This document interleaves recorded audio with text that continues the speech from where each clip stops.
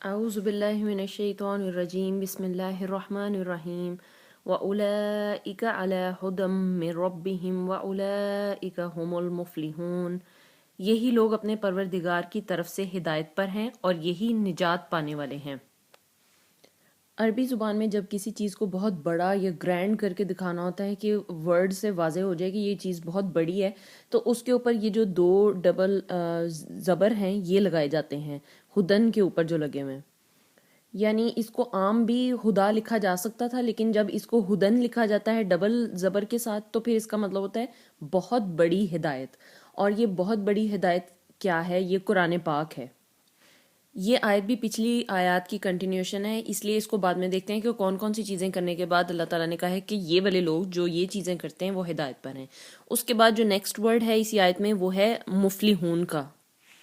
یہ جو ورڈ مفلحون ہے یہ نکلا ہے فلاح سے، جس کے معنی عربی کے اندر ہیں کسان، اور اس کا جو دوسرا معنی ہے وہ اگر فلاح سے یہ ورڈ نکلا ہے تو اس کے معنی ہے ہمیشہ رہنے والی چیز۔ تو یہ فلاح کے میننگ سے اگر اس کو دیکھا جائے تو اس آیت کے اس پارٹ کا میننگ یہ ہوگا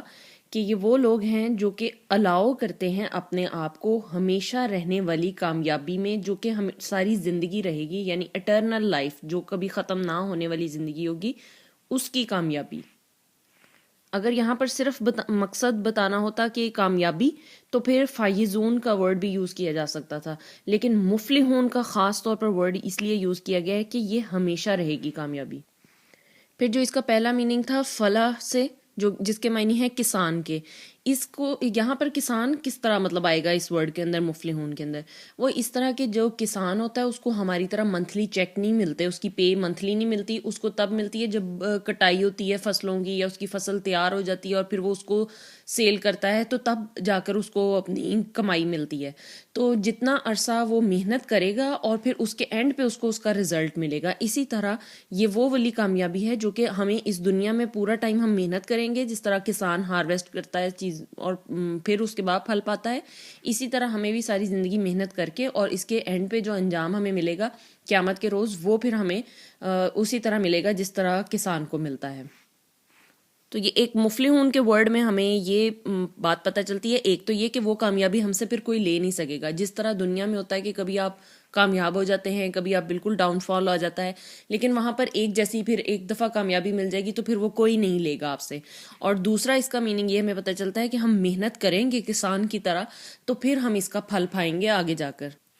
اب یہ جو ہم آیت پڑھ رہے ہیں یہ آیت نمبر 5 ہے۔ اب دیکھ لیتے ہیں 3 اور 4 کے اندر کامیاب لوگ کون سے ہیں جن کے بارے میں یہاں پر بات کی ہے کہ وہ ہدایت پر ہیں۔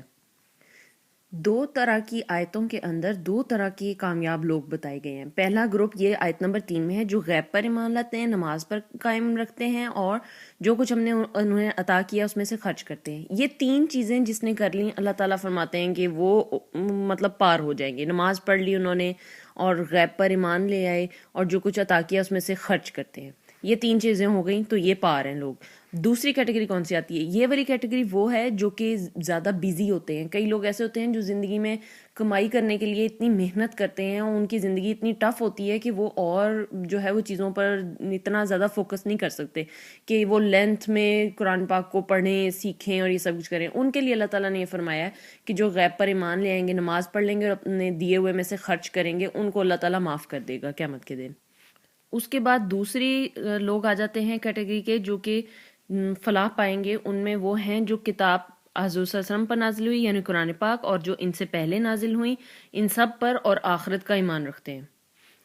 اس کیٹیگری میں جن لوگوں کی بات ہو رہی ہے وہ ان کتابوں کو پڑھ کر عالم کہلاتے ہیں، یعنی وہ اس کے اوپر بہت ایکسٹینسو قسم کی سٹڈیز کریں گے اور اس کو سیکھیں گے، قرآن پاک کو، اس کی تفسیریں پڑھیں گے، حدیثیں پڑھیں گے، یہ ساری چیزیں پڑھیں گے اور اس کے بعد جو ہے وہ عالم کہلائیں گے، یا وہ دین کے جو ہے وہ دین کو بہت زیادہ سمجھ رکھنے والے ہوں گے۔ تو اس لیے ایسی کیٹیگری کے لوگ جو ہیں ان کے لیے بھی اللہ تعالیٰ نے کہا ہے کہ یہ بھی فلاح پانے والے ہیں۔ لیکن اس کیٹیگری کے لیے یہ پھر ایک حکم بھی ہے کہ یہ والے لوگ جو ہیں، جو پہلے لوگ جن کے پاس اتنا وقت نہیں ہے کہ وہ نکال سکیں اسلام کے لیے، ان کے پاس جائیں اور ان کے وقت کے مطابق ان کو تھوڑا بہت تعلیم دے کر آئیں۔ یعنی اب یہ لوگ یہ نہ سمجھیں کہ ہم عالم بن گئے ہیں تو اب ہمارا فرض جو ہے وہ پورا ہو گیا اور ہم ان لوگوں سے بہتر ہیں جو بس یہ 2-3 کام کرتے ہیں، ہمیں تو بہت زیادہ علم ہو گیا ہے. یہ انہوں نے نہیں سوچنا، بلکہ وہ اب سروس میں آ گئے ہیں ان لوگوں کی جن لوگوں کے پاس وقت کم ہے. ان لوگوں کو اللہ تعالیٰ نے اگر یہ ابیلٹی دی ہے کہ وہ پڑھ سکتے ہیں، ان کو ٹائم کی سہولت دی ہے، تو اس کا مطلب یہ نہیں کہ یہ ان کے لیے عیش کا کوئی سامان کر دیا گیا ہے، ان کے لیے بلکہ اور زیادہ ذمہ داری لگائی گئی ہے کہ یہ اب ان لوگوں کے پاس جائیں جن کے پاس وقت نہیں ہے، اور ان کو سکھائیں کہ اسلام کیا ہے، اور تھوڑے تھوڑے اس فارم میں، یعنی بہت زیادہ ان کے اوپر بوجھ مت ڈالیں، اور نہ ہی وہ پہلی کیٹیگری والے لوگوں کو کم تر سمجھیں کہ ہم تو بہت زیادہ عبادتیں کرنے والے ہیں تو آپ نہیں ہیں. اللہ تعالیٰ نے ہر کسی کو مختلف ٹاسک دیے ہیں. کئیوں کی زندگی اتنی مشکل ہے کہ وہ نہیں اتنا زیادہ وقت نکال سکتے کہ وہ تمام تر لمبے لمبے نوافل پڑھیں اور لمبا لمبا تسبیحات کریں. تو اس لیے ان لوگوں کو چاہیے کہ تھوڑا بہت وقت نکال کے ان کے مطابق اس طرح کا ان کو بتائیں کہ وہ بھی آسانی کے ساتھ کسی چیز کو فالو کر سکیں.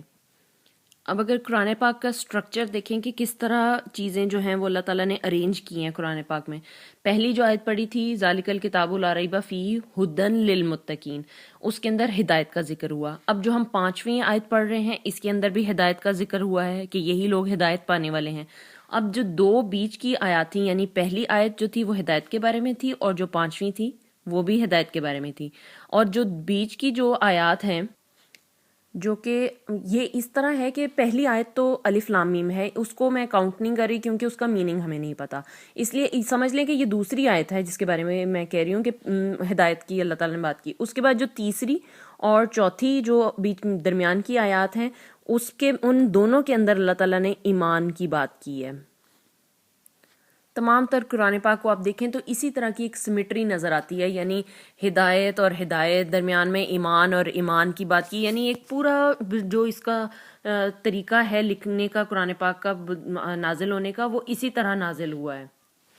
اب چونکہ ہم 5 آیات پڑھ چکے ہیں تو اس کے اندر جو سوال اٹھتے ہیں وہ بھی ساتھ ساتھ کرتے جائیں گے. جس طرح یہ کسی نے بھی ابھی تک میرے خیال سے سوچا نہیں ہوگا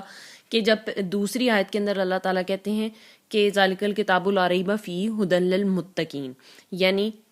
خدا سے ڈرنے والوں کی رہنما ہے،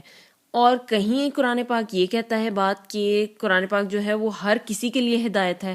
تو اس چیز سے کنفیوژن پیدا ہوتی ہے کہ یعنی کانٹرڈکشن ہے یہ تو بات کے اندر، کہیں کوئی اور بات کہی ہوئی ہے کہیں کوئی اور بات کی ہوئی ہے. اسی لیے قرآن پاک کو ان ڈیپتھ پڑھنے کی ضرورت ہے. یہ چیزیں ہمیں نہیں فیل ہوتی کیونکہ ہمیں پتہ ہے ہم مسلمان ہیں، اور ہمارے لیے جب ہمیں ضرورت ہوگی پڑھنے کی ہمیں پتہ ہی ہے کہ یہ رہنمائی ہے ہمارے لیے اور اس میں ہدایت ہے، کیونکہ ہم یہ سنتے آئے ہیں تو ہمارے دماغوں میں فیڈ ہوا ہے. لیکن جب کوئی غیر مسلم اس کو پڑھنے کی طرف آتے ہیں تو وہ کنفیوز ہو جاتے ہیں کہ یہ کہیں قرآن کہہ رہا ہے کہ یہ ڈرنے والوں کے لیے رہنما ہے، اچھا ڈرتا تو میں ہوں، یا میں نہیں ڈرتا تو میری رہنمائی یعنی یہ نہیں کرے گی. پھر کہیں وہ پڑھتا ہے تو وہ دیکھتا ہے کہ اللہ تعالیٰ فرماتے ہیں کہ یہ سب کے لیے یہ کتاب جو ہے وہ رہنمائی والی کتاب ہے، تو وہ اس چیز میں کنفیوز ہو جاتا ہے کہ یہ پتہ نہیں کیا باتیں کی ہوئی ہیں. تو اس لیے اس کا جواب یہ ہے، ایک ایگزامپل سے اس کا جو ہے وہ جواب بتاتے ہیں کہ جیسے ٹیچر ہے وہ کوئی آ کے ایک بک جو ہے وہ کلاس میں دیتا ہے اور وہ کہتا ہے یہ کتاب جو ہے وہ تمام سٹوڈنٹس کی رہنمائی کرے گی، یعنی یہ اتنی اچھی بک ہے یہ پیپرز میں آپ کے بہت کام آئے گی. لیکن وہ کہتے ہیں اصل میں یہ کتاب اصل مدد جو کرے گی وہ انہی سٹوڈنٹس کی کرے گی جو اس سے فائدہ اٹھائیں گے. یعنی اب میں کتاب کسی کو ہاتھ میں پکڑا دوں تو وہ کتاب خود سے تو کسی کو فائدہ نہیں پہنچائے گی، کتاب سب کے پاس اویلیبل ہے، لیکن اس کو فائدہ وہی اس کا اٹھا سکے گا جو اس کو پڑھے گا اور اس پہ عمل کرے گا. تو اس لیے یہ کانٹرڈکشن نہیں ہے، اصل میں یہ میننگ اس طرح ہے کہ جب اللہ تعالیٰ فرماتے ہیں کہ یہ سب کے لیے ہدایت ہے تو اس کا مطلب ہے کہ یہ سب کے لیے اویلیبل ہے، اس کو کوئی بھی پڑھ سکتا ہے، اس میں کوئی پابندی نہیں ہے. لیکن جب اللہ تعالیٰ کہتا ہے کہ یہ صرف جو ہے وہ رہنمائی کرے گی ڈرنے والوں کی، تو اس کا مطلب ہے کہ جب وہ اس کو پڑھے گا، اس کو ان ڈیپتھ میں اس کی ڈیٹیلز دیکھے گا اور اس سے فائدہ حاصل کرے گا تب وہ اس کی رہنمائی کرے گی. صرف ہاتھ میں پکڑ لینے سے، یا وہ سمجھ لیں ہمارے کلچر میں جس طرح ہوتا ہے کہ قرآن پاک جو ہے وہ دلہن کے سر کے اوپر کر دیا جاتا ہے، اس سے کچھ نہیں ہوگا. وہ اصل میں اپنی یہ چیزیں لے کر جائے گی جو قرآن پاک نے سکھائی ہیں اس کتاب کے اندر، تو تب اس کی وہ رہنمائی کرے گی. سر پر رکھنے سے کچھ بھی نہیں ہوگا.